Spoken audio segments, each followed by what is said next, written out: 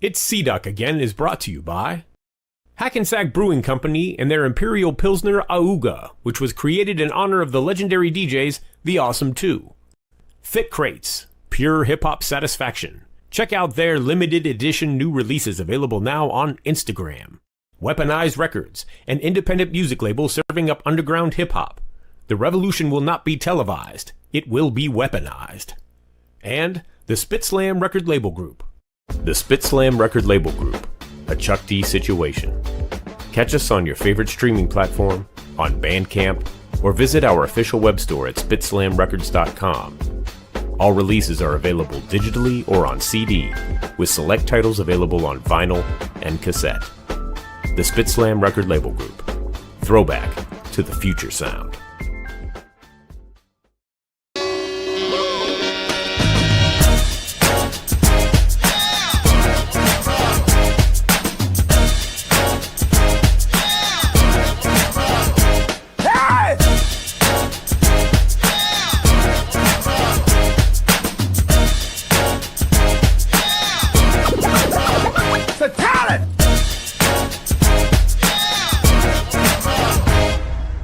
It's C-Doc again. Yes, indeed. Party people in the place to be. It's C-Doc again. Welcome to the show. It's Tuesday night. Got another great episode for you tonight. I am really looking forward to this one because I want to know all the info about this artist and album. They kind of came out of nowhere to me, smacked me in the face with the dopeness. I'm still got it in rotation. One of my favorite albums of the year. We'll get to that in a minute. First up, got to introduce the crew. First up, she got her start in classic rap radio at the very first 24-hour all-hip-hop station, KDAY in Los Angeles. Talking about our lady from the heyday of K-Day, Jennifer O. Jenny. The very first. The very first. What's happening, Captain? You know, things are thinging. You know, we have sound effects now, and I haven't messed with it, so let's see. Jennifer O. Jenny. Oh, Lord. The only time I'm going to get a round of applause. Right? Exactly. Yeah. So, yes. What is up? What is up? You know, getting ready. Oh, Thick Crates in the house. What's up, Paul? Check out his mixtape from Sunday. Don't check it out now. Check it out after the show. You know, Vengeance One, Hype Style, everybody. Dan. You know, getting ready for a trip. My brother is getting married this weekend, so we're all headed south. That's right. Yeah. Yep. So, got that to look forward to, I guess. A fun time, I'm sure, will be had by all. Exactly. Also joining us tonight, he has the dopest account on Instagram. If you don't follow him, you are truly a sucker. The Culture Clip King himself, ladies and gentlemen, Ultramag7. Wait, sorry. Here we go. Get applause. That's applause intense, it says. Wow. Intense. Oh, yeah. Man. It kind of sounds like a rain stick, but I don't know. So, what's up, bro? Probably is. I'm good. I have a question. Yeah. Was that a new commercial in the intro, or am I bugging? You're bugging. You're bugging. Yeah. Okay. It's been You just there all haven't been year. paying any attention. I guess I'll pay attention. Yeah. I think we started it this year, earlier in the year, right? Mm-hmm. Yeah. I finally updated the commercial. Yeah. Wow. Wow. Fantastic. Love it. Yeah, you know. Oh, I gotta give a shout out to a boy. I got a boy Head Snack hit me up not too long ago. Word. Asking for a verse. I think the other for me to be on the other song has been rescinded, but he sent me a new beat. Got you. That is dope too. Yeah. Okay. Word. It made me feel bad because I asked him. I said, "Yo," I was like, "Who made that beat?" He's like, "I don't send other people's beats." I'm like, "My It's like, Yeah. Damn. Okay. Yo, always Furious Evans in the house. Salute. oh, we're gonna be talking about you tonight, sir. we're gonna talk about Furious Evans too. Yeah. And so let's get to it. Our guest put out, like I said at the top of the show, one of my favorite albums of 2025. I just happened to stumble upon it thanks to an Instagram ad. So I guess those things really work. Ladies and gentlemen, please welcome to the show, Errol Eats Everything. What's going on? What's happening, man? Where's the applause? I'm trying to get to the screen. I got to change the screen. Here we go. It's new to him. Yeah. I'm still getting There you go. still getting used to this. Yeah. So, how are you, sir? I'm good. How are you? Doing well. How's everyone else? Everybody good? All right. Awesome. Beautiful. Thumbs up all around. Yeah, man. Let's talk about the album. Let's just start off and talk about the self-titled album, Errol Eats Everything. That okay, correct me if I'm wrong, but you put it up on Facebook originally? Is that what it was? I put it on Facebook. I was on. Every year we go on vacation with our little clique, and right before I left, I was in the. So let me rewind. Okay. The album. I sat on it for 2 years, right? I didn't put it out, and I just got into a different frame of mind. And then one day I was just like, you know what? Right before I was leaving on vacation, I was like, man, let me just upload this because I was just in that state of mind. And I was on vacation, everything was good, and I was leaving that Sunday. We were eating our breakfast in the morning, and I was about to leave, and I was like, something was off, and then I heard ding, and I looked at my phone, and it said, you're live. And I was like, oh, I forgot to take it down because on the plane, I was like, what are you doing, E? Take it down. You know what I'm saying? And so I had forgot at the end of my vacation to take it down. I was like, oh. And so I thought about it for a quick second. Then I just did a heartfelt message. And I just posted it to and I was like, hey, man, I'm a little embarrassed, but here you go, you know? And then I took off. And then when I landed, it was shared like hundreds of times. And I had never had a reaction like that before. So, and that led to a series of events. So, yeah. Wow. It was on Facebook first, and then, you know, it got a lot of calls, and it ended up being distributed through another label and whatnot. Right. Know, they had called me and said, actually, can you take it down? I was like, what? And they said, I want to put it out in Black History Month. Mm. So I got out of my way, and I was like, cool, you know, go ahead, you know. Yeah. And then they made an EP from a few songs, and then went number one on College, and then the album went number one too. And I was just kind of taken aback. I wasn't expecting. I sat on there for 2 years, so I was taken aback at the reaction. Yeah, it's crazy. And this is the day. This is your first album, right? No, it is not. Okay. I've by another alias before. I've been rapping for a long time, and okay.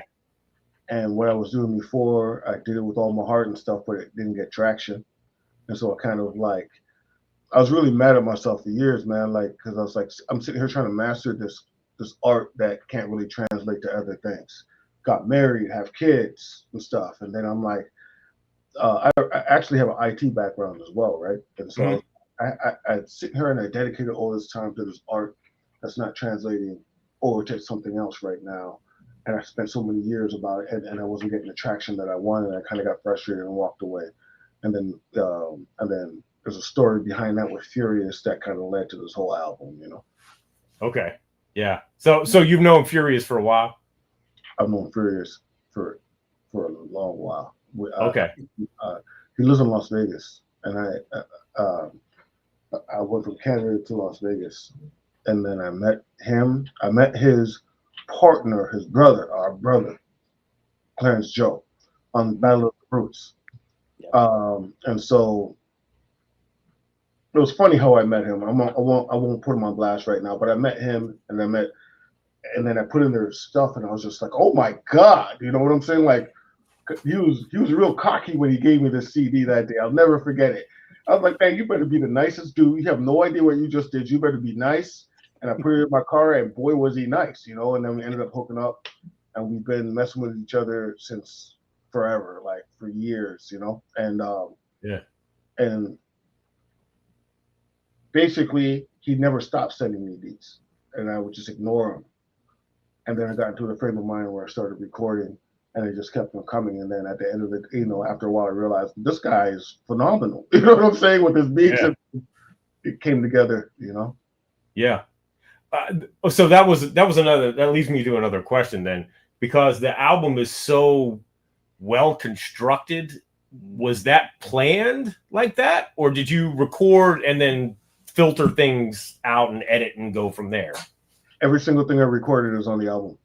Wow. Did it in about 6 weeks. I just caught the hip hop ghost, and I just like, and I spit. So I promise you, it's an interesting story. He sent me some beats, right? And then I started recording. And one day, I'm an entrepreneur, really. I own a business. And one day I was like, I'm in the position I always wanted to be in. You know what I'm saying? Like, it's 2:00 in the afternoon, I'm at home. I was like, I should record. And after walking away from it, right? And then I recorded a song. He was just sending me songs. And I recorded a song, and the song was Errol Eats Everything. And I was like, this is dope. You know, and then we did another one, and then we did another one. And then, as you know it, as it was like, okay, let's do something. Somebody has a heart attack. Furious has a heart attack.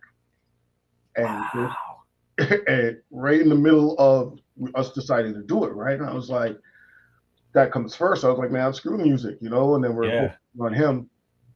But then he was incredible before, but then he came through that with a vengeance, you know what I'm saying? And then relentless. Like, if you see how strong he is mentally, he was just like, it was like the 50 Cent getting shot 9 times. What are you afraid of at this time, a point type of thing? And then I just took about 6 weeks, and I just recorded, and then he put it together. He really, a lot of the John Henrik Clarke is me that you hear on there, and then but he constructed the piece together. I did the songs, and I kind of like got out of his way because I know I have complete faith in him. You know what I'm saying? Yeah. And we're so linked mentally, and then he I'll tell you something else. Every time you hear the Duppy Maker, that sample, it was supposed to be 3 EPs. Oh. Period on there a few times. Yeah. Separation, and each one is kind of like a concept. And then we heard a meme separately of Jazzy Jeff speaking about Die Empty. Yep. And then he had mentioned it to me in a conversation, and it was like a moment between us. And then he put everything together and gave it to, you know, and he's like, you deserve to put it under your name. So just, you know, I was like, it's a cat, you know, it would be catchy or whatever. And he didn't have any pushback. And he's like, here, do that. And then I had it, and then I sat on it for 2 years, you know. And then that whole vacation thing happened. Right. Came out, and then I was like, yo, like, you know, I'm getting the reaction I always wanted to, but I feel like I'm only in the position of handling that reaction now. Before, I don't think I would have did right by it, you know? Right. Yeah. I got you. It's so well constructed. I mean, I listened to it again today. I've listened to it again the past couple of days just to get refamiliarized with myself with it.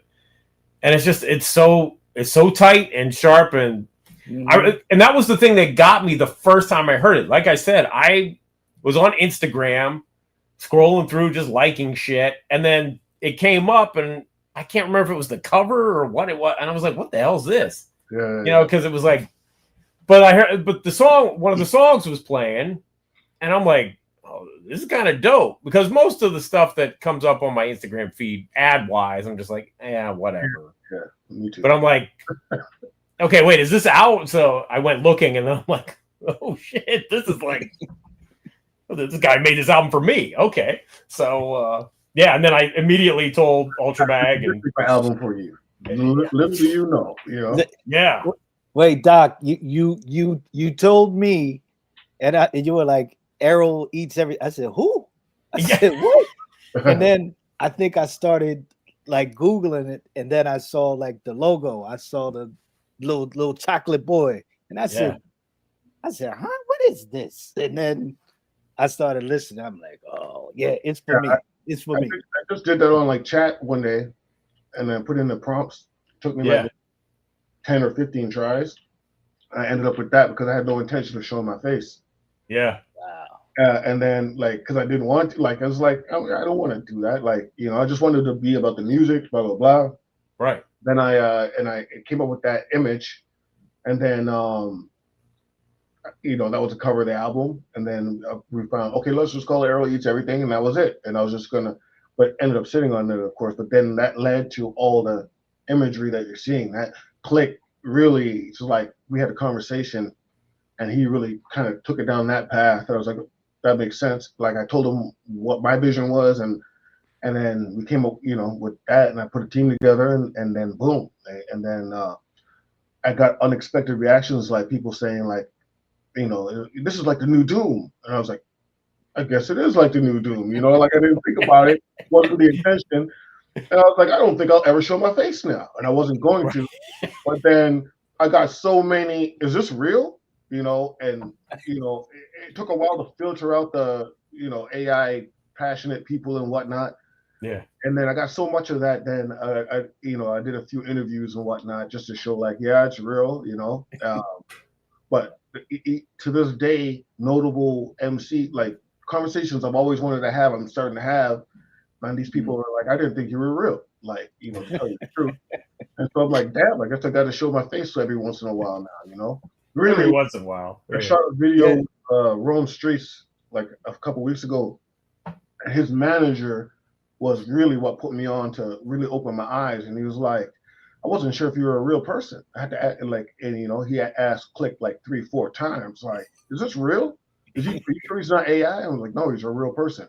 And then, you know, and then I had done Static Selector's radio show so he could vouch, be like, yeah, he's a human, you know. I did all this type of weird stuff came from doing it, you know, but I'm fine. Yeah. Me and Jennifer had that conversation, and I was like, I don't know if it's going to really be him, but then I was looking at interviews. I'm like, yeah, he's. Oh, it's funny. Let me see if I can find it. No, I'm packing to move to another place right now, but I have a mask that's that image.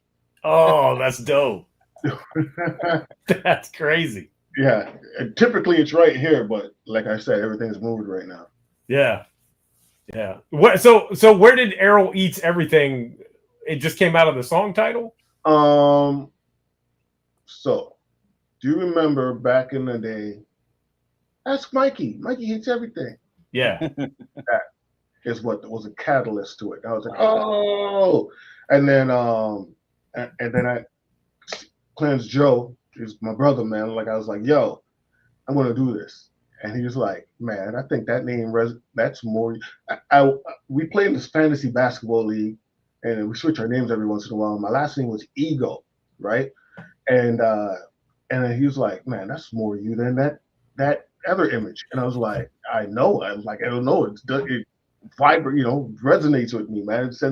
And I just ran with it. And then it's like, really, it's a metaphor. Like I have an insatiable appetite for knowledge, and I'm always just consuming things. Like literally all day long. It's what I do is consume information.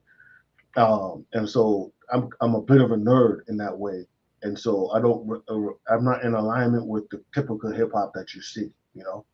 It's like, so I had to make my own way. Oh, Mindbender in the house. What up, Mindbender? He says, shout out Errol Eats Everything. Your album release party was dope as fuck. What up, Mindbender? He's just man. That's a good dude. Yeah, that's good peoples. Yep. So, all right. Well, let's go back then. What? How did you first get into hip hop? I was ultimately in the most uncanny scenario ever, where I was surrounded by older cats that I look up to that only knew dope shit. Only. I literally have never been given whack hip hop ever in my life. Mixtapes, ultra, everything that is the staple of hip hop as we know it, it's what I was fed. And I knew that from childhood. That's all I knew is that. And so I have I have just an uncanny group of people that surrounded me. And my first show ever was opening for Ice-T. Wow. With a guy that was my mentor at the time, and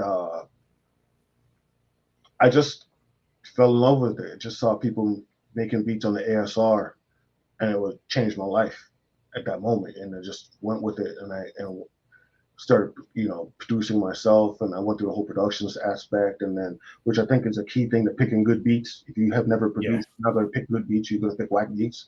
Yeah. And then I have not. My story is not any different than any other head. You saw somebody that inspires you, and it was just like, oh, this is it. And that and football were my two things, right? And then Kaepernick happened, and I put football to the side. I was like, okay, given my subject matter, that's in alignment with my subject matter, man. As soon as I Kaepernick, I was like, you don't value my worth, hit the road, Yep. So okay. So this album is Errol Eats Everything's first album, but you were doing stuff before. I was. Yeah. Okay. I had a different name. I kind of don't want to say it. I want you to dig and find it. See if you can one day. Search around. I'm not going to tell you. Okay. All right. I'm definitely curious. I'll narrow it down for you. I've had vinyl on Fat Beats before. Oh, okay. Okay. Mm. Yep. Okay. Challenge accepted. Okay. Wow. Opening for Ice-T, man. How was that? It was good. And who was his name? Let's drop some bass. King T. King T. He was there. Oh man. And a few, like, it was uncanny. It was a crazy experience. Yeah. Syndicate. Yeah. Did you do a lot of shows back in the day? Yeah, because I'm from my formative years of Western Canada. Mm-hmm. There's only so many options, and so I defaulted into doing a lot of shows. Yeah, Gotcha. Throwing shows and stuff like that. So yeah. Did you tour at all? Yeah. I ended up on. I did a tour with a guy named Mr. Complex. Yeah.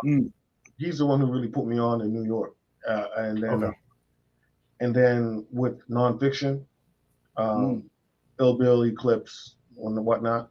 Yeah. We went to like Europe, like we did like I want to say 15 or so dates in Europe. Wow. And yeah, I've toured in Canada and stateside too. Yeah, so I've done touring. Yeah.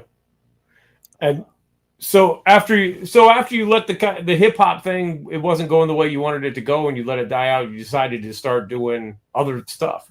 Yeah, I just walked. It was that normal artist emotional roller coaster with it. You know what I'm saying? Up and down. This job is taken away from my art, like crazy mindset before you actually get some sense in your head. Like, so I put in the work, man, but I have very high standards, and there's something called Clarence Shaw always says this irrational confidence that comes with people who really succeed.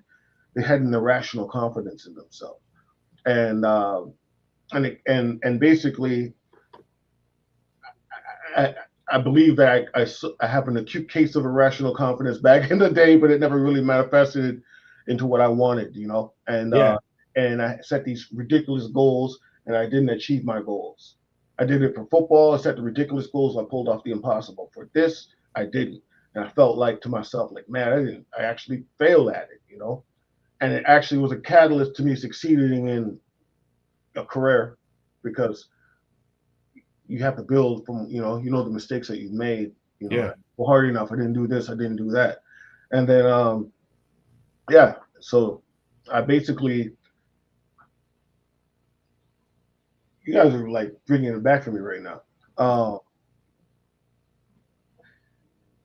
Music was a beautiful journey. It's not like it's not the pursuit of happiness with music, it's the happiness of the pursuit. What you find out at that tail end. It's like the whole journey was the beauty of the whole thing. Mm-hmm. Yeah. And so that kind of is where I ended up after walking away. And I was like, you know what? It was a beautiful journey, though it taught me this and that. And then eventually, with Furious's persistence, kind of pulled me back. Wow. So thank you, Furious Evans. The next album is called Blame Furious Evans. And please tell me that's a real thing. Yeah. Real, yeah. Yeah, that's what's up. Nice. That's what's up.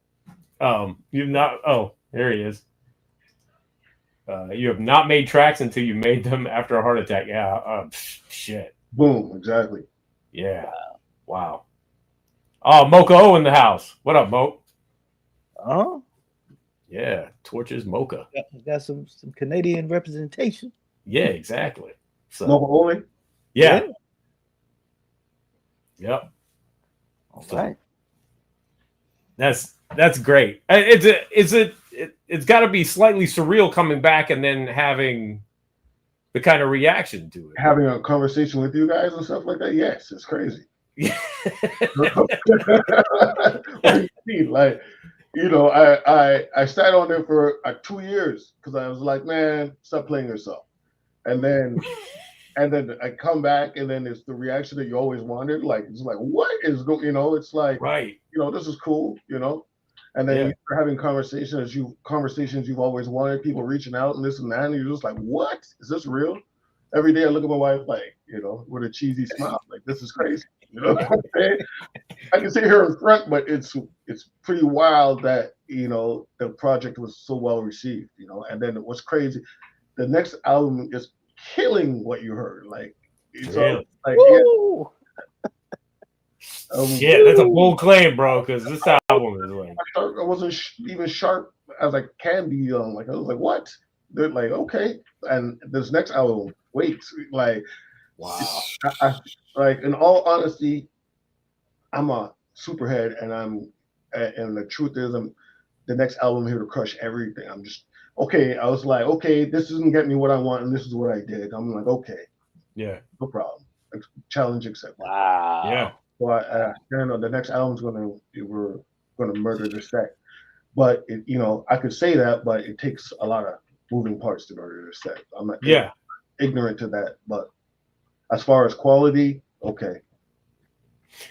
One of the other things I really appreciate about the record is that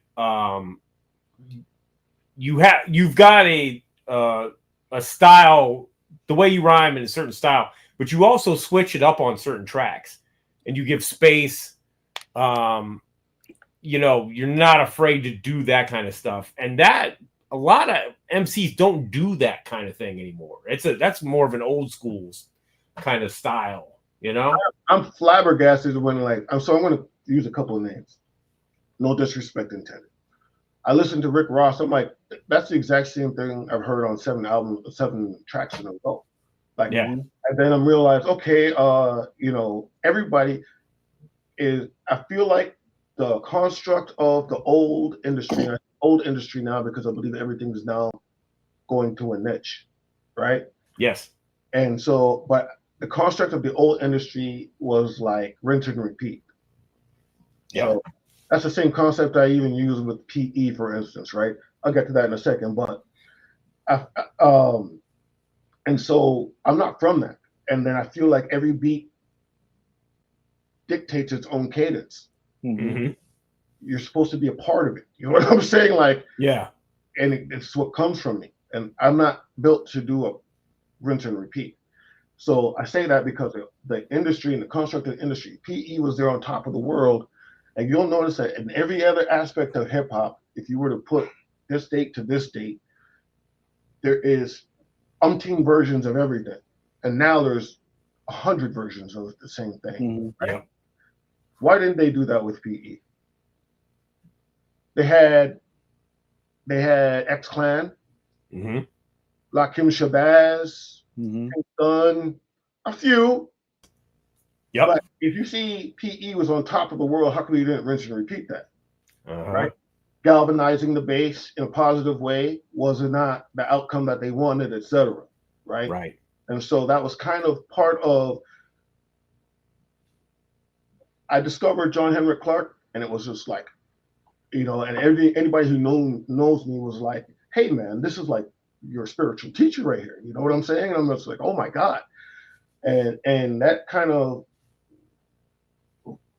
Even with Furious, he's in alignment with that frame of thought. We're just really have a real pro-black mind state. Mm-hmm. Kind of just led to the flavor of the album.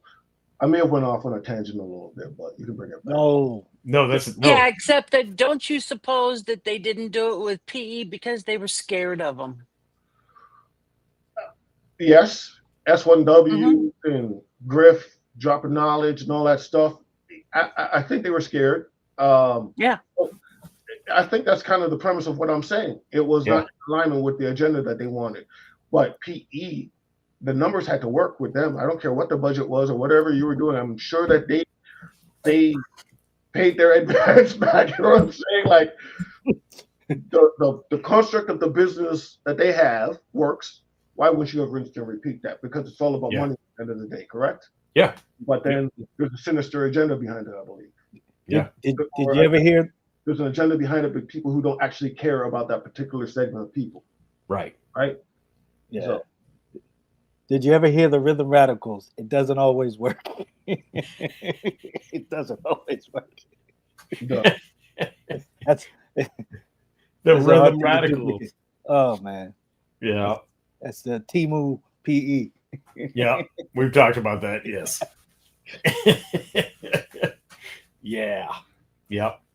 No, I guess I'm thrilled that you've taken that stance. That's the way that and that the album is being so well received like that, because that's the other thing that it could go, but it could go the other way. However, as Ultra and I and Flatline and Jenny talk about, we feel like we're in a bit of a renaissance, and this is a time. This is music for the time, Absolutely. Don't get me to talk about it because I'll. You're right. Shut up. I'm quoting you, or poorly quoting you, but yeah. Well, I will say this about Errol's album is like, I feel like it arrived at the right time because he's talking about, the next album. But as I told you, Jennifer, I told you, I think 2025 is like the base, and going up, I feel like what we like is coming back, and we're going to ascend. It's the Renaissance. So yeah, I truly feel that. Yep. It's kind of wild that it came out on February 11th, and maybe the last month, out of the blue, I'm just like people just like like I said, the conversations you've always wanted to have and stuff like that is happening. Yeah. And then the people reaching out, I'm just like, it took that long? Like what? You're like, the analogy I would use is like, you ever seen American History X? Mm-hmm. Where homeboy is imprisoned and he takes off his shirt to flag his people down? Yeah. I felt like that with my album. Okay, well, I don't know anyone. I know one DJ named Eclipse. I don't know anyone anymore. Yeah. Let's put my flag up. Yeah. Attract my masses. But attracting the people in my tribe took longer than I anticipated. I was like, what? Like, really? That's why I feel like, okay, cool. So we got this reaction. Let me go in overdrive and give them now I'm sharp. Let's do it. And so that's why I'm saying, like, okay, let's do it now then. Thick Crates wanted to know on one of the tracks, you mentioned turning the pages of a book and learning about Kemet. What book were you referencing?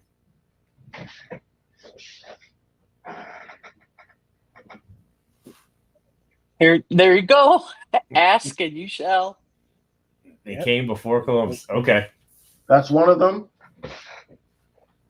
but he doesn't talk about Kemet, but he just talks about our history in the region. And the other one I would say is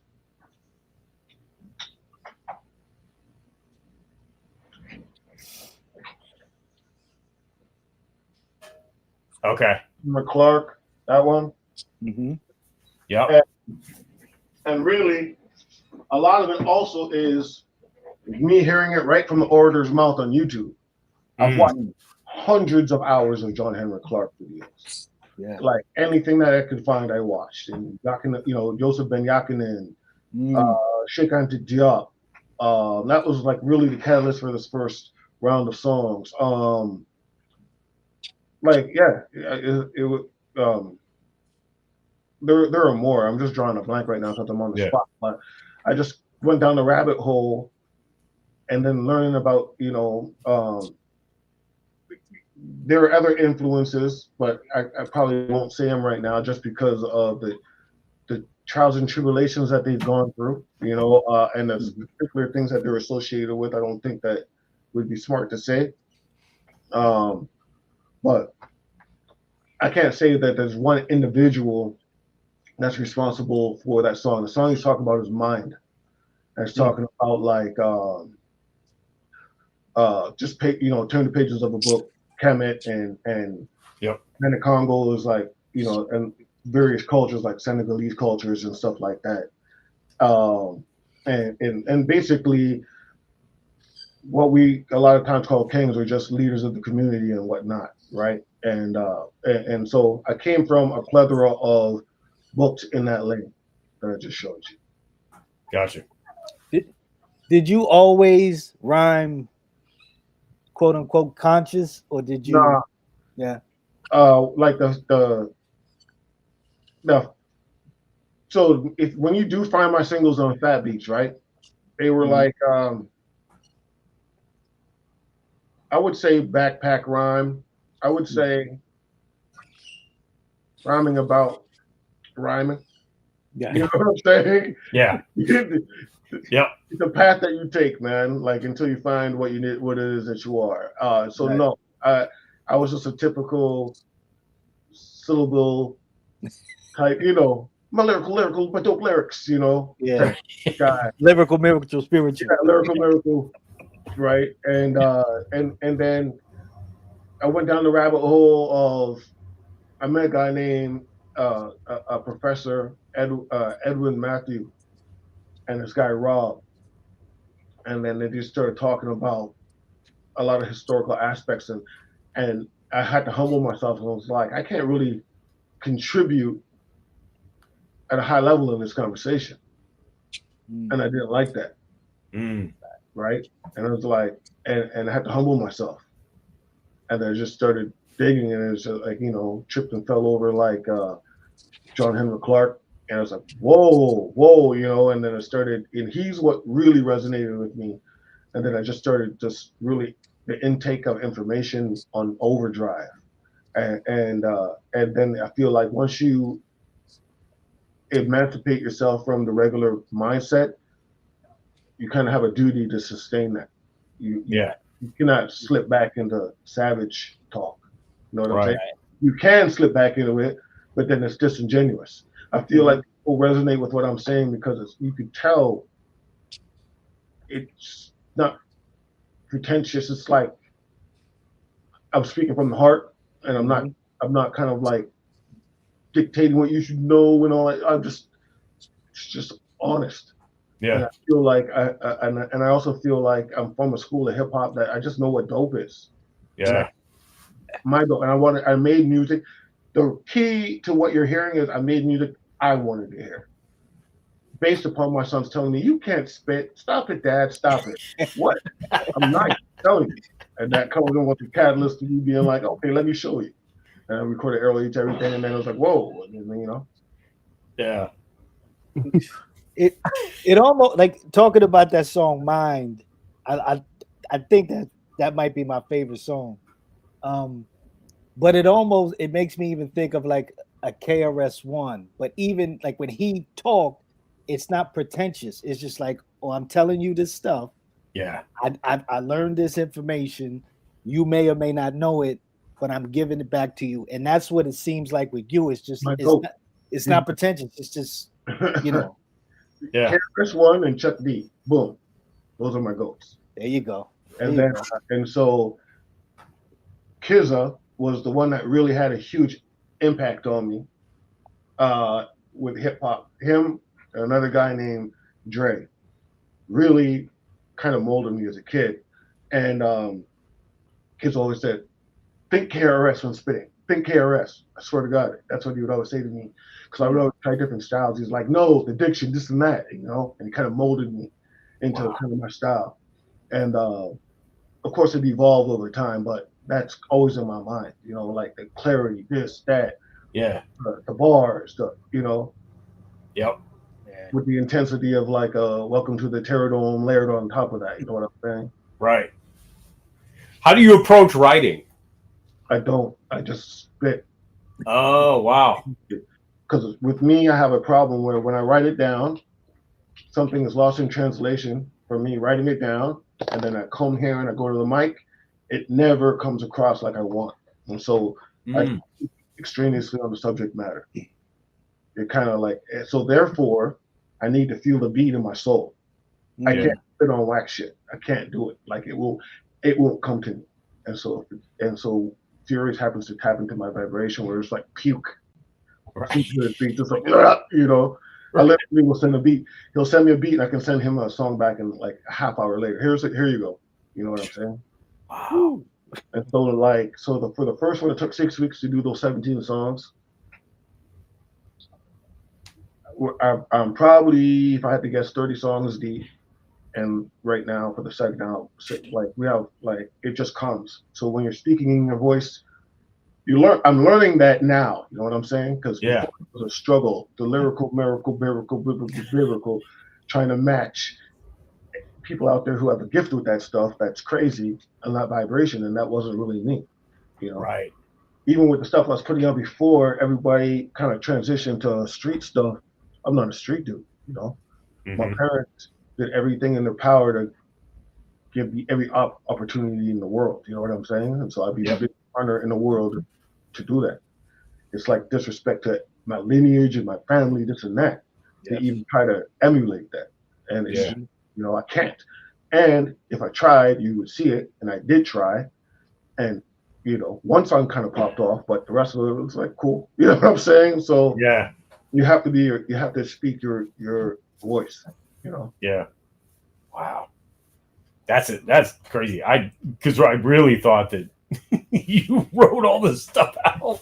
No, with mine it was like kind of like I'm not like Jay-Z spitting a whole song. Right. I'm like a few bars and then a few bars and then whack. Let me, you know, and I'll listen to it and you know and live with it for a few days and be like, okay, this is whack. This is whack.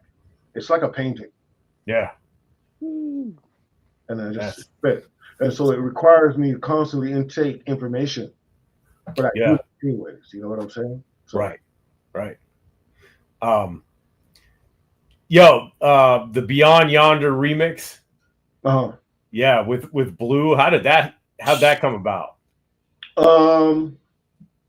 Click is the person that said, look, you know what? This is what we're gonna do, you know. But Furious had just bought a new gadget, and it was the very first thing that he made on it. So he didn't even get to tweak and do anything right. This was like, look, that's what I just did on this thing.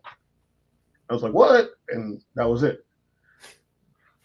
That dude is insane. I'm trying to tell you. I recorded an album with him back then, and I've never seen anything like it. Like, I seen him pick up a bass and learn that shit in 2 days, come back 2 days later, and he's like, look.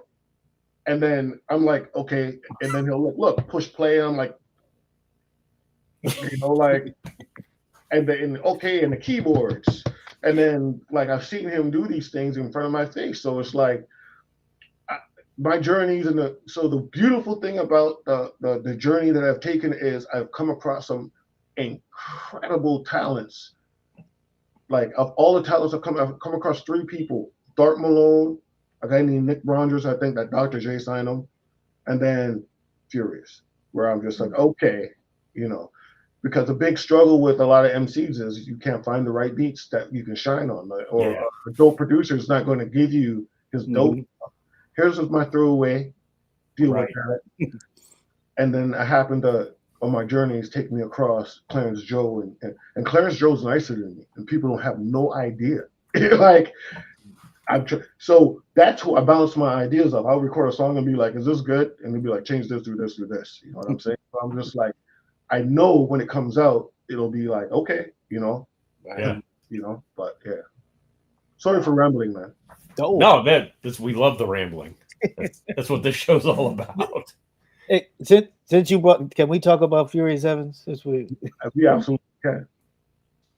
Since he's sitting in the comments, yeah, I'm sure we'll have something to say. I should add him on the low. If you guys will want me to, he would be doing. He's a great. Yeah, go ahead. Bring him in. We can give it his flowers. That's why he's here. Yeah. Hopefully he's in a place where he could talk. I think he is if he's online.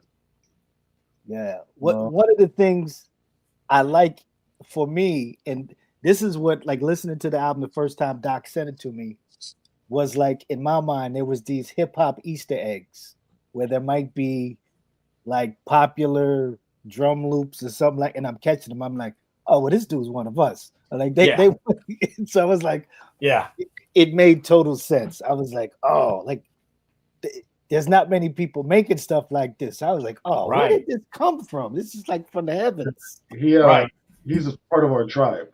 Like, he's way deeper than me. Furious, look in Instagram. I just sent you the link. Join the chat real quick. For me to cross his path and then us doing it is just like, it's divine to me. Yeah. He's a monster. Like, I kind of give a side eye when I'm online, man. And I try not to. I try to be a whole person. But when I'm online, I'm just like, you're clearly using Primo to get on right now. You're clearly using Alchemist to get on right now. You actually don't deserve to be on right now, because if there was old gatekeepers, you would not be on right now.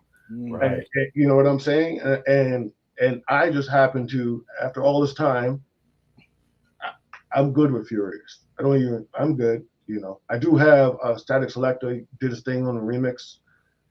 I'm good. Yeah. That's all I'm gonna say. I won't disrespect anyone. Present it cool, but you know, I have by the end of 2026, I feel like Furious will be one of them. Man. By the end of 2026, I feel like it's his year coming up, and people. Are, what is going on? The level of digging and the level of the selection, the ear, the lyric. He's a talented dude. Yeah, and it all, like, it works as a whole. That's the other impressive thing about the record, is that it works as a whole. Because sometimes you get guys and they're just trying too many different things, and then it's kind of all over the place. Or doesn't co-op. And a good album is 4 good songs, and then fades. Yep. But yeah, you guys make the magic happen. So, yep. I can't wait for you guys to hear the next project. I promise you. Can't wait to hear it. Yo, man, you just made our year. So whatever, we're ready. Because I was afraid this was going to be like a one-off thing. I'm like, oh boy. Nah. We really, our plan is 4 of them. Okay. Boom, boom, boom, boom, and have our time. Yeah. You know, we have, and that's Furious's idea, and I'm okay with it. Kind of all over the place. There he goes. Well, how is everybody? How are you, sir? Man, I'm flabbergasted. I can tell you that. Flabbergasted? I'm looking at this guy. You know, it's very few times I get to see an artist and see my brothers be artists. And I'm looking at this guy and I'm like, he's an artist. Like, he's really an artist. Like the people I've been watching this whole time, this is this guy. Yeah. So this is incredible. First of all, hi everybody. Man, I'm from the cloth. I love everything about it. My first love, and I tell you this, I heard Rebel Without a Pause and 19 blah blah blah on a cassette tape from a mix show in Seattle. My uncle was in Seattle, Wow. and that blew. It was over for me. So Yeah. Rebel Without a Pause. If you ask me 10 times what's the best song that ever was made, it'd be Rebel Without a Pause, and we have a whole discussion about that. Right. But from that, I think when Bum Rush the Show came out, I was really not. There was no representation until Chuck said sophisticated. If she don't want her brother that's true and black, you go, hey, that's me. and from there, it was a love affair with hip hop. I'm from Chicago, Illinois. I was born. Earl has a great upbringing, and I grew up on the south side of Chicago. it was concrete and bricks for sure. It was 17 years of welfare, and it was poverty, and it was a dream. But man, music, hip hop. Yeah. Nah, I'm talking about the street. The street was talking to me, and I think a couple of songs. You know, of course, everybody referenced the message as their turning point of music.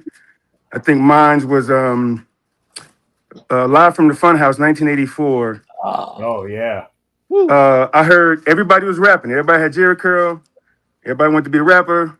I heard cutting. I heard the back and forth cutting of this beat that I've never heard before. Big beat. Yep. Billy Squire. I'm like, who is that dude in the back, man?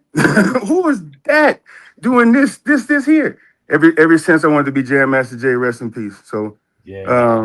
it's just something to see your like if you PE, you PE, right? If you PE, you say, I think he said King's son. No, you say King's son? I did. King's son, like Kim Shabazz, Yep. Paris. Paris. It's a very lonely listening corner. Yeah. You over there by yourself doing a running man to fight the power, and you just it ain't a whole crowd for that. You know what I mean? It's just you, like yeah. Then me and my brother Roderick Adams, we in the room together. I got a scholarship to play at UNLV. I play football all 4 years, and we in the room. We're doing a running man to Paris. You know what I mean? You ain't gonna find that nowhere. You ain't gonna find that tape nowhere either. I want a contest doing that. You know what I mean? So, but to stick to your guns, to never come out of that phase, and then finally see my brother on the stage, on getting these interviews, and somebody actually hearing this music is incredible, man. It's incredible. So I appreciate everything. I really do appreciate everything. The heart attack is a whole story, but I had a heart attack. A real one too. Not even some people are like, hey man, I had a little heart palpitations. No, I had a heart attack. I walked. We was in the middle of doing an album. He's explained it. Hey man, you got any beats? I was getting divorced at the time. Kids left, family left. No, I don't got no beats, man. I don't have the love for hip hop in my heart no more. He's like, nah, give me a beat. Okay. He spit on one. Okay, that's all right. My tears is all right. 3 or 4 songs. Hey, this ain't bad, So I shout out to my brother Presto One. He came as a DJ in Las Vegas, incredible DJ. He came by and brought me a 32 key keyboard and a cracked version of Ableton, and said, "You produce, get to producing. Stop being sad and produce."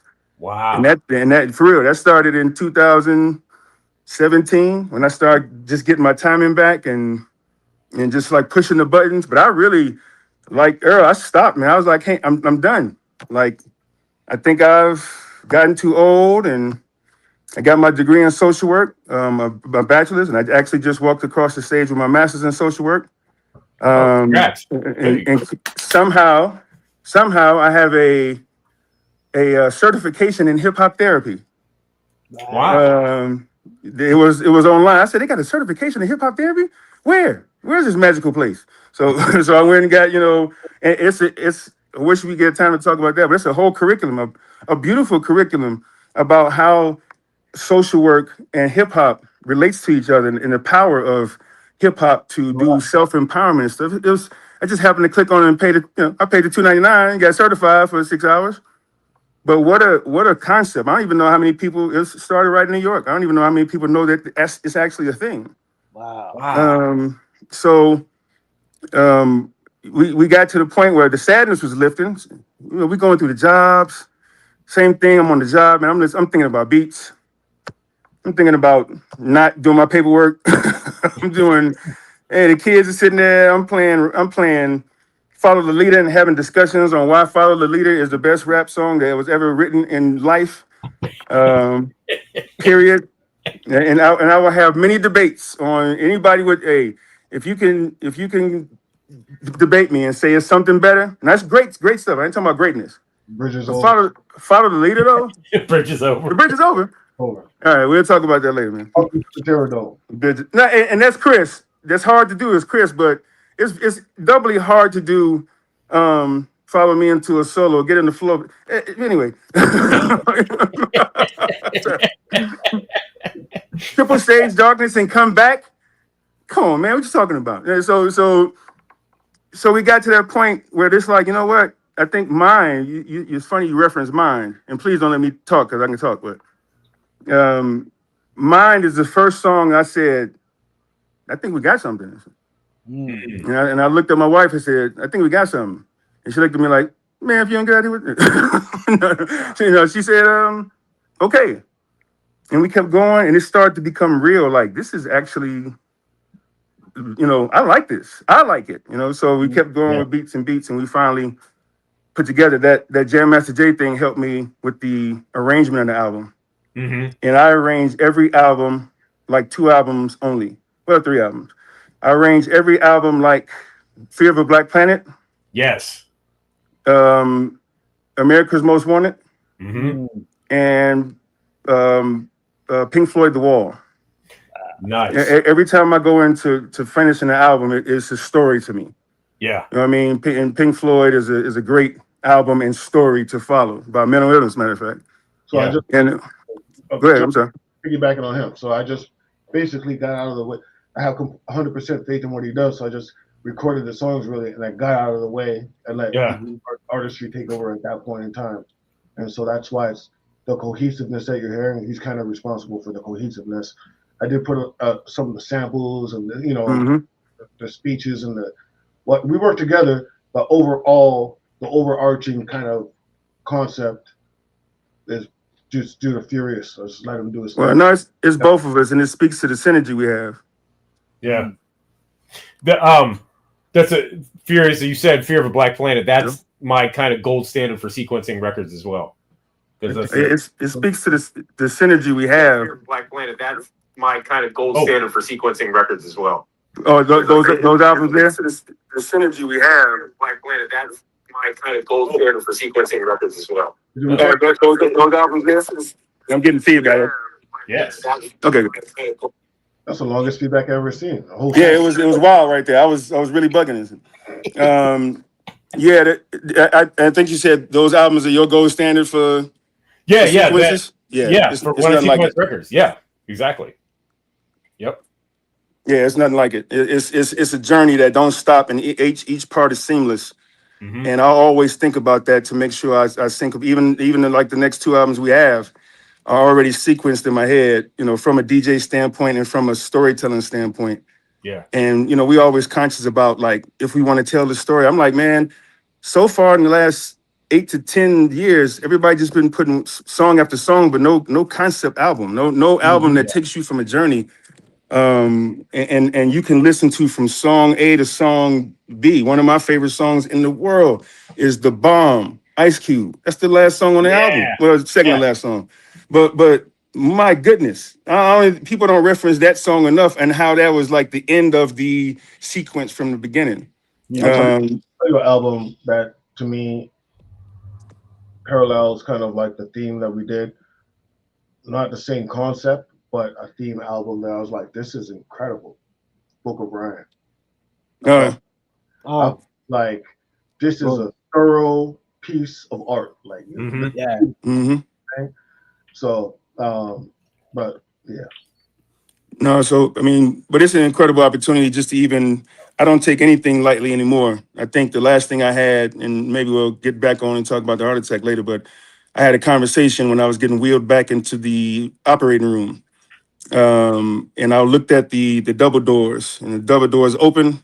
And I said, whatever I do after this, because there was no guarantee that I would get up from this. It was real serious. It was serious business. Yeah. I said, man, if I wake up from this, then I'm going to make sure that I take this light I got and shine on everybody in the corners of the world that nobody can see. All the people in the creases and, all the street hip hop people and the people that have problems with struggling and voicing their opinions and stuff like that. So I woke up, so I got to pay dividends. So I was like, I'm up. He said, yeah, it's time to pay up, buddy. You remember that stuff you were saying when you went in the door? Yeah, you got to pay up now. So We're it was for the beats. Huh? Yeah, run the beat. Hey, and I wasn't kidding about that. I text that. Errol is hilarious. He say, hey man, how you doing? Man, I kind of got a real hole in my chest. You know what I mean? They cut my chest open with a saw, so I'm a little sore. You know what I mean? He said, yeah. So if you can turn that vocals up about 15 dBs, that'd be. My wife said, "What you doing?" I'm crawling to the desk. Like, man, I got to turn the song up for Earl. But damn it, if he hadn't have did that, man, I don't know. It was a point in there where you could have stopped. You know what I mean? It was a point in there where I could have just like, I'm done for real. Like this time, I can't do it no more. Yeah. And if it wasn't for that kind of that push and leadership, man, we wouldn't be sitting here talking about it because we didn't know it was going to be like this at all. So it's all grateful and gratitude. There's no competition. There's no like I'm gonna be better than. I think what I came to, especially with today's climate, and especially what hip hop's first job is social consciousness. It's always been social consciousness. It's from the top. That's exactly what it was made for. It was a voice of the people who didn't have no voice. It was a way to express when. And I don't know how old everybody is, and hopefully it's mass my real age. But remember the time where hip hop came out? It was cold. I'm talking about in the United States. It was a cold place. Yeah. There was I remember a lot of concrete, not a lot of programs. They'll start cutting music programs. Yep. Not a lot of stuff happening. You know what I mean? We was almost invisible. Our culture was invisible to a lot of people. And when that music came out, it started to thread and tie everybody together. Yeah. So it was about fighting. It was about something that you can't say. You know what I mean? And then we went through the whole censorship thing. You can't say that on TV. And you can't. It was like you was a part of a club that nobody else was a part of until now everybody in the damn club. But but that message gave me power to get out of Chicago to go see the world. That cruise he was talking about, that was the first time that I went on the ocean. I'd never seen the ocean from, Inglewood and Chicago, sort of where our Chief Keef is at. Okay. And I saw the ocean, man. I said, hell with that. I'm going back to school, give me some more money, because I'm coming back to this ocean. And that voice, that carrying that message is what we was talking about. So, I came up like people making beats and they, it's driving me crazy. I'm seeing people play drums as faster than the world can see. I can't do that. They playing the guitar. I can't do that. They're making beats. Man, I don't want to do that. I don't want to get online and make beats. I said, I'm saying, hey, this is, how many years I've been making beats? Well, this is this, and you chop that, and hey, I chop them, I sample them, whatever. But I said, you know what, though? I do make music to fight to. So we start saying, we make fight music. That's what I make. When my beats come on, it's the same time. It's the same thing that Rebel Without a Pause did for everybody who heard it. It's the same thing. Welcome to the Terror Dome. It's the same thing. I heard Pay It Back to Mother. It's the same energy that I felt to get out of this situation that's happening right now. They're trying to erase us as a culture. I'm talking about all of us like people. They're trying to erase our voices, and this is tough. So I'm like, man, I don't make no beats no more. I make fight music. So if you want to hear some fight music, you want to hear some beats that'll get you energy, I got those. But I can't do like, I can boom bap you, and then it's a 94, and then I cut this snare. It's cool, but I rather do fight music. Yeah, but we need fight music. That is true. At this time, we definitely need fight music. I can't hear. Yep. So, Furious, how did you? I'm having a hard time. Somebody's back. Okay, good. I thought this was the Errol Eats Anything interview. You see this dude? Oh, it is. I'm not here. Coming in, taking over everything, you know? Yeah. Hey, if anybody asks about the mask, it's twofold. One, I'm a Kiss fan. I thought the worst thing Kiss ever did was take their makeup off. And because I don't know who else is a Kiss fan, but that was intriguing. Like, it's a character. That guy, you don't even know who that guy is for like 10 years. So that was dope. And it's into that terrible Carnival movie. But anyway, but also, that was terrible. It's entertainment. It's entertainment. You stay up and watch that? I made It was on videos like out of it. CBS one night. I cried. Mama, please let me watch this. 20 years later, I was like, boy, why did you let me watch that? I could have been reading a book somewhere. The other aspect That was horrible. Oh, I think the other aspect of it is our subject matter, right? well, that'd be the third aspect, yeah. Or the third aspect, okay. I didn't mean to you up, but I believe that you know, part of the reason of our initial utilizing the character and stuff like that, and all those different images and stuff like that as well. So like the subject matter that we speak, a lot of people get instantly turned off if you speak that knowledge or this and that. I feel like that is a conduit to you and a conduit to youth. So many people have told me that that the process has brought people and families together. Like fathers are watching it with their kids and stuff like that, right? And so I feel like it's a massage, and it's a conduit to the soul of the people of our tribe that we're speaking to, right? It's fun again. I mean, it's like getting into character is actually fun instead of being the realest really is realist. You know what I mean? And I know there's people like that. And working in social work, I can tell you, it's a lot of mental illness attached to that sometimes. Yeah. so the other thing is Elijah McClain. I vowed to never take it off after Elijah McClain was killed in Colorado. He was wearing a mask similar to this because I don't know if everybody knows the story of Elijah McClain, but somewhere during the pandemic or right before the pandemic, he was coming home from the store and he had a mask on like this because he said he was an introvert and it was cold. And somebody called and said that he was robbing the store, and he met his demise. He played music violin to the cat, so I didn't take it off after that. And that was probably one of the out of many stories that we had in that time, that was probably the one that hit me the hardest. So it's kind of homage to that. I know a lot of kids are wearing it, and whatever, but mine's is different for those reasons. Yeah. Plus, me and Earl look alike, so I do crimes in his name and his face. I run up credit card bills at restaurants. Hey, I'm Errol Eats Everything. So, and hey, what's this bills?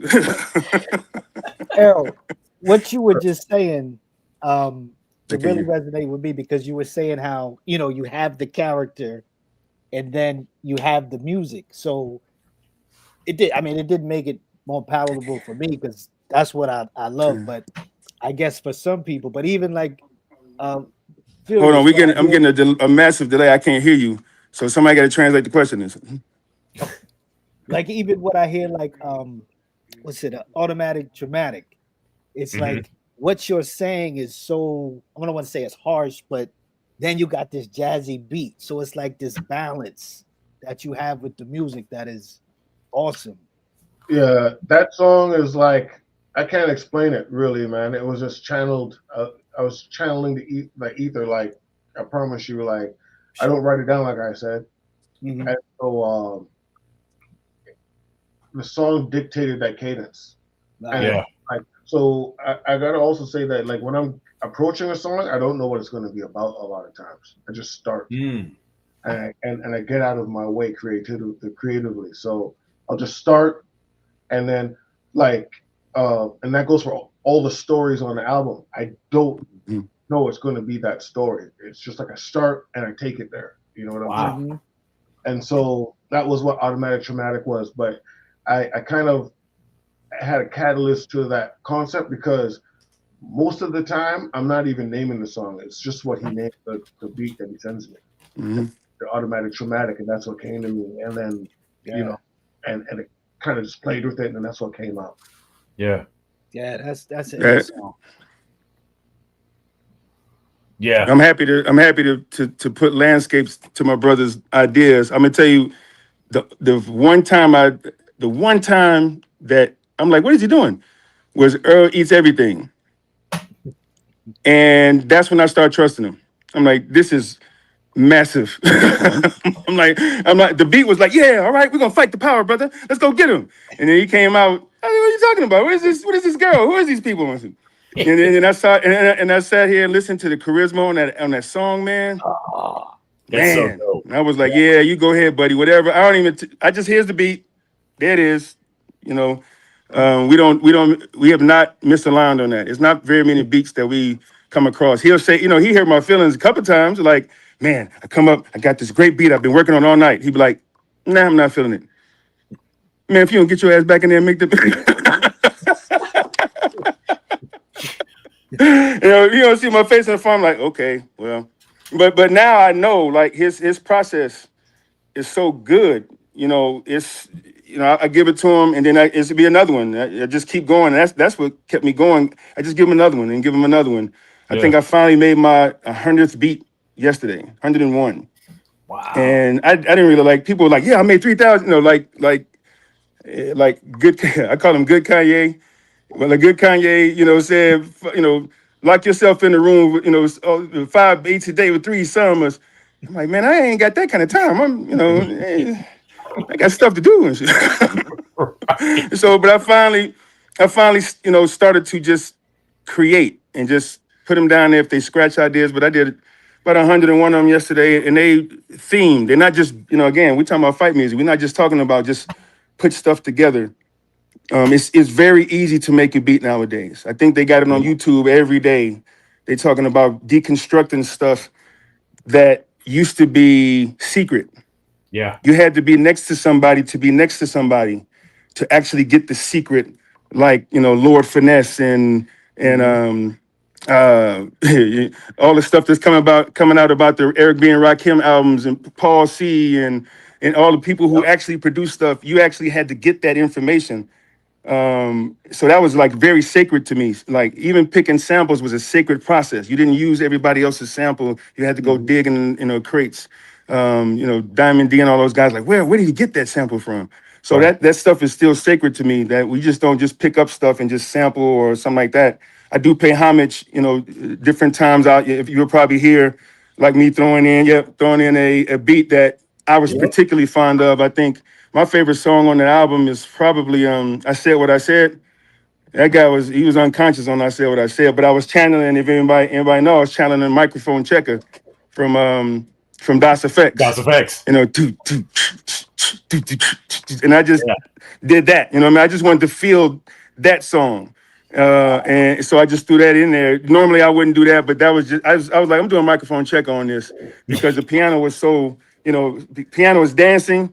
You can't dance with the piano. Some people make beats and they'd be like, listen to this beat, man. And then it'd be like, yeah, nah. And James is still the rule. You got to go back to James. Yeah. Yep. The other side of I Said What I Said was that I felt like at that point in time when we were creating, like we're almost done. And I was like, people don't know I can spit, And so that's why I kind of like, I need a song where it shows them like I can black out. Right. I feel like Ballad of the Brutes is that, but I feel like they, I'm dancing over songs and I'm doing this and that, and the MC in me is like, nah, this person wouldn't respect it if I don't do this song. So I need to black out. And so I blacked out on I Said What I Said. It's one of my songs too. And so is Round and Round. I don't know if you know that song, but like that old kind of 1930s kind of horn. And like that's a story. But like I said what I said specifically, I was like, I need to black out on this and let them know I have bars. Errol, listen to me. Listen to me. You are in rarefied air, brother. Let me say this. Where like, and how Slick Rick doesn't have to rhyme just to rhyme to show you he can rhyme. Yeah. He just does his thing. when I hear your album and there's so many different cadences and styles and stories and the way that you execute it, it's refreshing to people like us that come from that era. So Yes. your album is like, it's a throwback to that in that way, but you know, in today's style, even with the consciousness. So like, it's just so you don't got to prove nobody you can rhyme, bro. You are above that.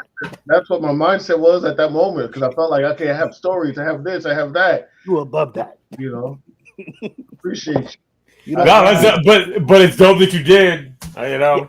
Yeah. Oh, absolutely. He doesn't rhyme for the sake of Ritalin. Yep. Exactly. I did want to ask Furious though, what did you think when you guys finished the record and Errol decided to sit on it for 2 years? He was can you hear me? I can hear you. I just can't hear nobody else. He said, what did you think when we finished the project and it didn't come out for 2 years? Well, I was busy. I had other things to do. So I was going through. Quite honestly, I was going through rehab. I had some wonderful people come to my house after the heart attack. I was released about 7 days later, man. And I wish I could tell you that out of the hospital was the release. But when I got home, for me and my wife, and Lord bless my wife, she took care of me. A man down, no job, no income. I had to make decisions. Yeah. And she nursed me back to health. But your drive, Earl's drive about getting the music done, it was a perilous situation, all the way around. So I didn't necessarily wake up from that for a minute until maybe 6 months later. He was like, "Yo, I got it," and then it came out, and then I was like, okay. Then it came. Then he was like, somebody pulled it. And I'm like, if you've been in hip hop long enough, it's like it's ghost stories at this particular point. Oh, somebody likes it. All right, whatever. We'll be out here selling it CD to CD in a minute. But somebody really, it was I saw the interest. He kept showing me that it was showing proof and people were liking it and stuff like that. So by the time, I think it took me full strength, maybe I'm just getting back to full strength now, but it took me around the consciousness I was trusting of him anyway. And I was trusting the process. And I think we both agree, like, forget it, man. Nobody gonna hear it if it's on a computer, so let's put it out. He's lying to you. He's lying to you. He was passive aggressive like crazy. Like, besides you hear MJ Allen here, this conversation, like, always reminding me, but like, there was legitimate reasons for a while, but after a while, I was just like, it was just my self-doubt. And that, and then eventually, but he was very patient and it came out. Yeah, I mean, when I can do that anyway. So. I'll tell anybody, what a glorious process to be going through. And I don't think that's enough. Gratitude in hip hop, like just happy to be here. Like, like it used to be, of course, we got to pay bills and I'll do that. But right now I'm just happy to be in this experience. Yeah. And I don't think I can ever go back. I'm a fan first. Yep. I don't even know when I'll become an artist, but I'm a fan though. I like to hear good hip hop. I wake up with it every morning. My playlist starts with Hot Damn I'm Great by Poor Righteous Teachers. That's what I wake up to every morning. I'm talking about an incredible song. You know what I mean? So yeah, you know what I mean? This is, and I think recently we just looked at each other and said, man, you know what? We don't have to make excuses anymore. It's not what we do, it's what we are. Yeah. All of us right here, all four of us in the square, we hip hop guys. We don't have to, it's 50 years. This is what we are. This is what we do. Yeah. And the streets and the talk, and this comes with it. Interviewing and being interested in the streets and the politics and everything. This is what we do now. So there's no shame in saying that, hey man, I'll be 50 and 60. Chris said it first, we say writing rhymes till I wrinkle and my brown eyes twinkle, I didn't know what he was talking about. I was like, man, I hope I got a job at 60, but it's for real now. It's good. Yeah. Okay, so Furious mentioned selling CDs out the trunk. Yo, man, is there gonna be CDs or vinyl or anything? There's going to be vinyl. All right. That link there's a few people who hit us and, do you need somebody to push your vinyl? Sure, and then that didn't work out, so I didn't sweat it. But that's one of the top questions I'm asked all the time. Yeah. And we finally got the right link. Okay. I press it myself, I suppose, but it's good to use other people's money sometimes. Sometimes. And so there's going to be vinyl, especially of the new project, but I want to go back and press like maybe a limited subset of the album. Yeah. Mm-hmm. And I'll make sure to bless y'all. Oh, thank you. Thank you. I mean, I got no problem supporting because, like I said, and don't sleep on the CDs too. I'm just saying. You know what's funny? I was like realizing today, I didn't want to come in here blind, so I was like researching everything, right? And I'm like, oh, this Spit Slam, they do CDs, and then school to it, like, man, you don't even know. Some markets are like hot on CDs, and it was like, I think Japan is big CD market and stuff like that. Yep. But okay, shoot, okay, no problem, Yeah. But and we found a resource, this company called Kunaki that has been doing this for years, and they do it on demand. So that's why I'm able to put everything out on our label on CD, because it doesn't cost us anything up front, and they do nice work. So I'm not mad at it, Yeah, so what's his name? Don't say this, don't say that. Change your lyrics. Everybody's Rob G. Yo, Rob G. Yep. He has a CD on there. I saw that today. I was like, oh. Yep. Yeah. It's a deep roster. It's a deep. That song is slept on. He had bars, super bars that people were not appreciating, man. Bro. That change the lyrics. Everybody. Jersey. Yo, man, he's still ill. I mean, because we did that record. I'm finishing his new record now. And yo, man, he's still ill. And it's like I just mixed the song he did with Tretch. I told you I was only brought up on those shit. Like, and that was one of the things we were like, I can't believe this guy's lyrics. Like, this guy's lyrics are crazy. Right? Know? And he wasn't, I feel like, what was it? CNC Music Factory Jack is, and that was one of the things like, I can't believe Snap Jack is it, right? Yeah. His lyrics are crazy. His version was what was it? Factory Jack is Snap. Wait, I'm gonna be furious for a second. Yeah. His version is bananas. Like, yeah. Thing like I don't know. I got love for him, man. Like bro. Shout out to Chill Rob.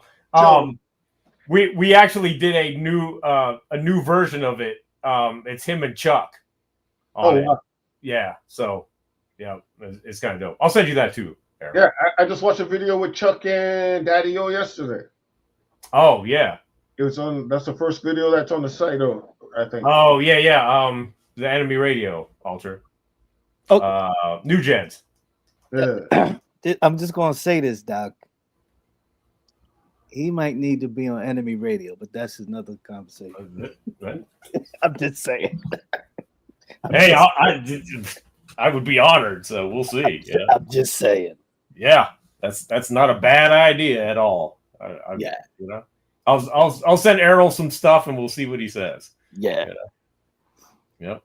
So, all right. Above my head right now, but I'll trust you guys. Yeah. I'll get you a care package, and then we can talk. Yeah. So, anything else? New record?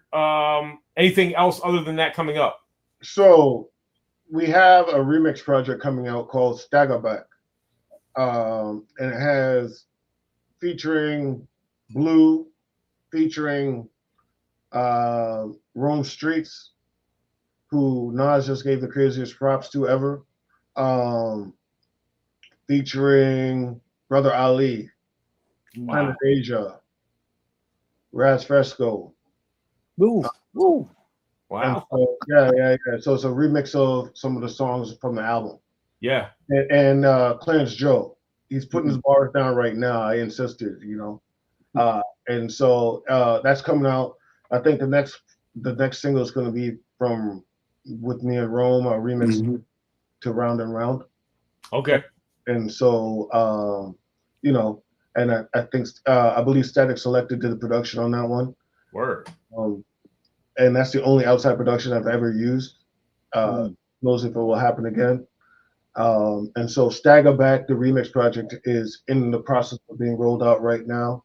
You didn't talk about my rollout, Ultra, but we can. yeah, okay. Yeah. Oh yeah. Staggerback is the next thing that you're gonna hear, and then going from there, you're gonna hear singles for the new album, Blame Furious Evans, and I stand behind that with everything that I am. Okay. We gave you EEE, and the reaction was not good enough, and so the ego in me takes the challenge, Right. and I can't wait. I have to be patient though. Yeah. Yeah, I better talk to my doctor then. Seems like a lot of work on the way. It's dope. I can't believe I'm sitting here in front of y'all, man. I really appreciate man. just to look. Hey, he said this is the second time he's got problems. I'm like, man, please. Oh man, this is good.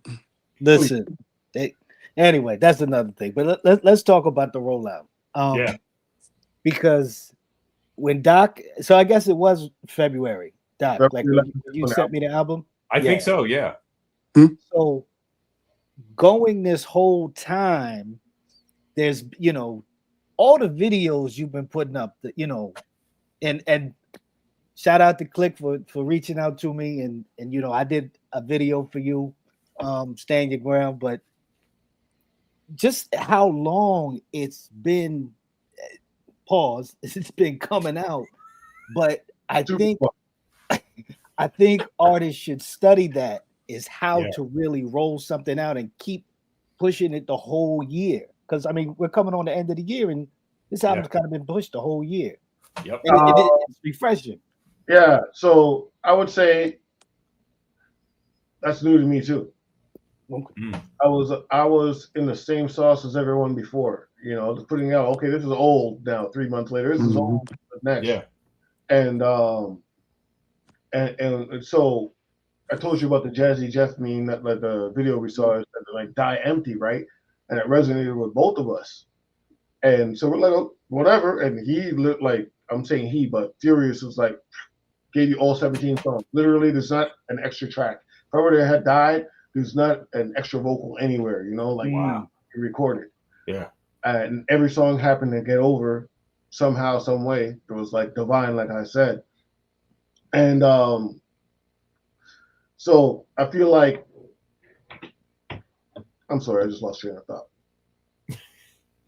The rollout across the year. Rollout is due to me doing a chat GBT. I said, like, I don't want to show my face. I don't care about that. It was not about an ego thing. I'm lyrical, miracle, just me. Right. So it's like I came up with these prompts, and I did those prompts, and I this image came out after about 15, 20 attempts, right? And then I put it out. That whole vacation thing happened. I get a call from some label, and they're like, "Hey, I need you to take it down." And then they said they wanted to put it back out. When they put it back out, they saw the cover, and they were like, "Hey, this is super interesting," whatever. And that led to everything that you're seeing in regards to the visuals. When I saw the reaction, and then after conversation, boom, put a team together, me and Click. Yeah. And we just kind of like, a lot of that is Click's guidance, but, I tell them this is the vision I have, and boom, boom, boom, we just put a team together, and then they just churn it out. Right. And so, like, I feel like what you're going to see is a 2.0 version going forward. You're going to evolve from where it's at. And so I feel like Errol Eats Everything is bigger than just myself, and I always wanted it to be bigger than myself. And I use myself as the sacrificial lamb or the guinea pig to start process, because this is going to be a platform for more than me. This is going to be a complex magazine eventually type of a thing, and so yeah, that's like the images were a gift and a curse because it resulted in people being like, hey, like I said, hey man, this is like MF Doom, you know? Right. And that took me aback, and I was like, what? Man, that's dumb. And I thought about it. I was like, actually, it is like MF Doom. You know, nobody knows what I look like. This is dope. And then, but also, even people I collaborated with, they were like, are you real? Is this like an AI project that I'm contributing to? And that was a big kind of issue. That's a big barrier for some people. Yeah. And so, and so that's where that's what that rollout whole situation is. And now we're kind of like, that's us at this point. You know what I'm saying? Yeah. But now I've kind of committed to showing my face a little bit more so people know that I'm real. And because it gets a lot of hate, man. There's some weirdos out there, and AI gets like a visceral response. It's nuts. And dude, so I'm an entrepreneur. I own a business. I have several employees, right? Human beings are not reliable.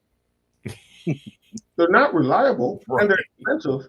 And they're an expensive, unreliable resource. Like, you have you should have used human art. Like, you literally live with your mom. Shut up. You know what I'm saying? You're talking about right now, because the truth is, you know how expensive it is to get some half-assed art from a human being that's not going to get it to you on time? Yeah. Do you understand? I'm just trying something, and so I'm trying something, I'm putting it out there, and this is what I have for now. Yeah. It's not going to be the end-all be-all. So just follow me on the journey, and I'll get you there. You know what I'm saying? Right. Yep. Yo, man, we had someone do an AI video for the new Public Enemy record. And we were like, they just did it. They loved the song and they were inspired to make it. So they did it, and we put it out, and we just got so much hate for it. It's insane. These people are, what do they call it? AI scum, AI slop. Yeah. Slop. The weirdos. And I'm like, dude. And so it stopped happening to me maybe about a couple months in. Who kind of got the drift. Every once in a while, you get the peripheral AI slop. But it stopped happening, but they're really passionate about it, man. So like, to the point where now I have to break my little MF Doom little thing that I didn't intend to do and show my face every once in a while. Yeah. You know, I had videos or interviews, a couple of interviews before, like a few, and people don't dig enough to see that I'm real. And so they'll hammer me with nonsense. And then, but like I said, now it's kind of got over the hump, and they understand what I'm trying to do. Yeah. No, the imagery is crazy dope. So, and the whole mystique around it, you know, with the record. So, it's great. I love it. I can't talk enough about this record. Yeah. Yeah. Yeah. So, all right. Anything else? No, I appreciate y'all. This is a awesome experience, you know. Yo, thank you, Errol. We appreciate you too, man. This is wild, you know. Yeah, man. No, we really appreciate you coming through. Sir. Thank you so much. And tell everybody where they can follow you on the all platforms. ERROL. Errol Eats Everything. All platforms. Yep. Except for TikTok is Errol Eats. Okay. But Errol Eats Everything. You should be able to find me. Main platform is Instagram. We have some YouTube. YouTube's starting to pop now. But yeah. And they can get the album if they want to support directly. They can get it on Bandcamp. They can get it on Bandcamp. They can get it on all platforms. So appreciate you guys and cop a T-shirt. Yeah. You know, we have T-shirts. That's right. You got merch now. That's right. Merch, yeah. And so we're about to get that right as well. But the merch is coming and vinyl is coming. And so fantastic. Yeah, man. I'm just looking forward to this, and I love that we're starting to, you know, the traction is starting to show. I love that, and so I feel like, okay, now it's like, so Eclipse, who put out my records before, he's always like, don't put out an album until there's like people want it. You know what I'm saying? Yeah. And I feel like even though we kind of violated that on the first album, I feel like, okay, now it'll make the splash that I want on the, this go around. So Yeah. I'm trying to be patient, but I can't wait. I can't wait. If that bugs you out, it's about to be on. Oh, Nice. fantastic. Yeah. All right. Thank you, bro. Thanks for coming through. Appreciate you. Giant round of you, sir. applause. Yeah. Oh, yeah. I can do the sound effect. Wait. Oh. Yeah. You're wait on that sound effect initially, man. I need it right now. Let's go. Let's go. Oh, look. What the hell? Coming, Kong. There it is. All right. Thank you, Errol. Thank you, guys. Appreciate All right. it. Thank Yeah. you, bro. Peace. Oh, shit. It's too close, man. It's too close, man. All right. And shout out to Furious Evans. Thank you, Furious, for joining us tonight. His phone died. Yeah. But, yeah, thank you for coming through. Man, yeah. Listen to that album if you haven't heard it. It's if you haven't, yes, phenomenal. go. Phenomenal. Yep. Phenomenal. It's what you're missing. Yes, it is definitely. If you're into the music like we are, the kind of stuff that we like, if you're on that same plane, you're gonna love it. Yes, you're gonna love it. It's a phenomenal record. I just put it back in rotation again, and yeah, and it holds up. And it's just great. So great shit, y'all. So, yeah. Do we need to? Oh yeah. Got hip hop mail. There it is. And if you haven't heard that record yet, you can go hear that too. So, oh, shucky ducky quack quack. Who signed that, Jennifer? Well, gee, I wonder who that is. And that says Flav. Yep. PE number 1. You want to show them the record? I sure do. Show them the record, Jennifer. So glad you asked. Because this is the wind variant, right? look at the fabulosity. Woo! Fabulosity. It is beauty. That is a beauty. There are blue, but it's not. It's gray. Yeah, that's the closest to we could get. So yes, so it's out now on CD. Oh, and the kit thing, the digital kit thing, which is interesting, weird, interesting. CD. There you go. The standard black vinyl. And there are 3 vinyl variants. Jennifer has the wind one right there. There's the earth variant that you can get at Barnes & Noble.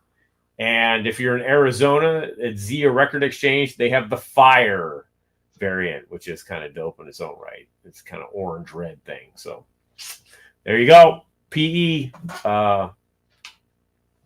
Black Sky Over the Projects, Apartment 2025, out now. And of course, you can stream it and all that other fun stuff. Yeah, so that is our show for tonight. Thank you, everybody, for joining us. We got probably Dave and Mocha have been doing the Body Hat Weekly on Wednesdays, so check them out tomorrow. I'm sure they'll be back.